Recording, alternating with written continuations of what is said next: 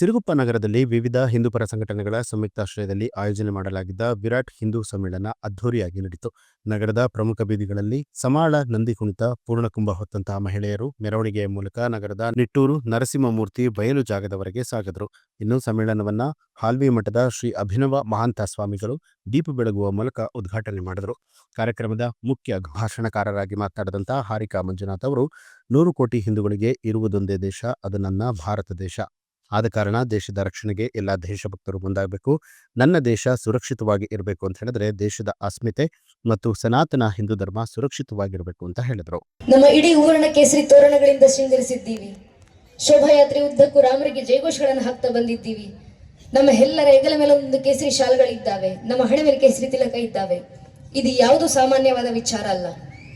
ಕಾರಣ, ಒಂದು ಕಾಲದಲ್ಲಿ ನಮ್ಮ ಇದೇ ಪರಂಪರೆಯನ್ನ ನಾಶ ಮಾಡಬೇಕು, ನಮ್ಮ ಮಠ ಮಂದಿರಗಳನ್ನ ಮಣ್ಣಲ್ಲಿ ಮಣ್ಣಾಗಿಸಬೇಕು, ನಮ್ಮ ಸನಾತನ ಸಂತ ಪರಂಪರೆಯನ್ನು ನಾಶ ಮಾಡಬೇಕಂತ ನಮ್ಮ ಮೇಲಾದ ದಾಳಿ 1, 2 ಅಲ್ಲ, 1,000ಕ್ಕೂ ಹೆಚ್ಚು ವರ್ಷ ನಿರಂತರ ನಮ್ಮ ಮೇಲೆ ದಾಳಿಯಾಗಿದೆ.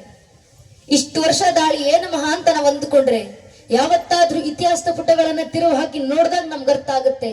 ಇದೇ ಜಗತ್ತಿನಲ್ಲಿ ಪ್ರಾಚೀನ ಅಂತ ಕರೆಸ್ಕೊಂಡಂತ 35 ಜನಾಂಗಗಳಿದ್ವಲ್ಲ, ಎಲ್ಲೋದ್ವು ಆ ಪ್ರಾಚೀನ ಜನಾಂಗಗಳು? ಎಲ್ಲೋಯ್ತು ಜಗತ್ತಿನ ಮುಂದೆ ಪಿರಮಿಡ್ಗಳನ್ನ ಕಟ್ಟಿ ಮೆರೆದಂತ ಈಜಿಪ್ಷಿಯನ್ ಜನಾಂಗ? ಎಲ್ಲೋಯ್ತು ಜಗತ್ತನ್ನ ಆಳಲಿಕ್ಕೆ ಬಂದಂತ ಗ್ರೀಕ್ ಜನಾಂಗ? ಎಲ್ಲೋಯ್ತು ಜಗತ್ತಿಗೆ ಭಾಷಾ ಶಾಸ್ತ್ರ ಪರಿಚಯಿಸಿಕೊಟ್ಟಂತ ಪರ್ಷಿಯನ್ ಜನಾಂಗ? ಎಲ್ಲೋಯ್ತು ಜಗತ್ತಿನ ಮುಂದೆ ಬಿಚ್ಚುಗತ್ತಿ ಹಿಡಿದು ನಿಂತಂತ ರೋಮನರ ಜನಾಂಗ? ಜಗತ್ತಿನಲ್ಲಿ ಪ್ರಾಚೀನ ಅಂತ ಕರೆಸ್ಕೊಂಡಂತ 35ಕ್ಕೂ ಹೆಚ್ಚು ಜನಾಂಗಗಳು ಅಲ್ಪಾಯುಗಳಾಗಿ ಕಾಲಗರ್ಭ ಸೇರಿದ್ದಾವೆ. ನಮ್ ಕಣ್ಣು ಮುಂದೆ ಕಾಣ್ತಿರದಂತ 106 ಮತಪಂಥಗಳು ಕಣ್ಮರೆಯಾಗಿ ಹೋಗಿದ್ದಾವೆ. ಯಾಕೆ? ಒಂದೇ ಒಂದು ಕಾರಣ, ತಮ್ಮ ಮೇಲಾದಂತ 10, 20, 40, 50 ವರ್ಷಗಳ ಕಾಲದ ಒಂದೇ ಒಂದು ಪರಕೀಯ ಜನಾಂಗದ ದಾಳಿಯನ್ನು ತಡೆಯುವಷ್ಟು ಸಾಮರ್ಥ್ಯ ಇಲ್ಲದೆ ಆ ಪ್ರಾಚೀನ ಅಂತ ಕರೆಸ್ಕೊಂಡಂತ ಜನಾಂಗಗಳೆಲ್ಲ ಮಣ್ಣಲ್ಲಿ ಮಣ್ಣಾಗಿ ಇತಿಹಾಸದ ಪುಟಗಳಿಂದ ಅಳಿಸಿ ಹೋದವು. ಆದ್ರೆ ನಮ್ಮ ಸನಾತನ ಹಿಂದೂ ಧರ್ಮದ ಮೇಲೆ 10, 20, 40, 50 ವರ್ಷಗಳ ಕಾಲ ಅಲ್ಲ, ಚರಿತ್ರೆ ಸಾಕ್ಷಿಯಾಗಿ ನಿಂತಿದೆ.